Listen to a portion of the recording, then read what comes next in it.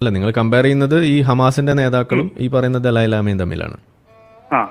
ഹമാസിന്റെ നേതാക്കൾ ഞാനിപ്പോൾ ഇവിടെ വായിച്ച യഹിയ സിൻവർ ആയിക്കോട്ടെ, ഇസ്മായിൽ ഹനി ആയിക്കോട്ടെ, മൂസ മർസൂഖ് ആയിക്കോട്ടെ, ഹയ്യ ആയിക്കോട്ടെ, ഇവരൊക്കെ തീവ്രവാദികളാണ്, ഡെസിഗ്നേറ്റഡ് ടെററിസ്റ്റുകളാണ്, ടെററിസ്റ്റിന്റെ യുഎന്റെ ലിസ്റ്റിൽ വരെയുള്ള ആളുകളാണ്. ദലൈ ലാമ അങ്ങനെ ഉണ്ടോ? അത് ഓക്കെ, ഇവിടെയാണ് പ്രശ്നം. Yes or no? ഓക്കെ, അതിനുള്ള മറുപടി ഞാൻ തരാം. യെസ് ഓർ നോ പറഞ്ഞാൽ മതി, മറുപടി എന്നിട്ട് ബാക്കി പറയാം. പറയൂ. Dalai Lama is terrorist according to ഒരു ഇന്റർനാഷണൽ കൺസെൻസസ്. യെസോ?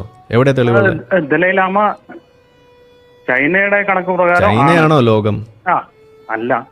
അപ്പോ പക്ഷേ യഹിയ സിൻവറും ഇസ്മായിൽ ഹനിയും മൂസ മർസൂഖൊക്കെ ഡെസിഗ്നേറ്റഡ് ടെററിസ്റ്റുകളാണ്, ഇന്റർനാഷണൽ ടെറർ ലിസ്റ്റിലുള്ള ആളുകളാണ്.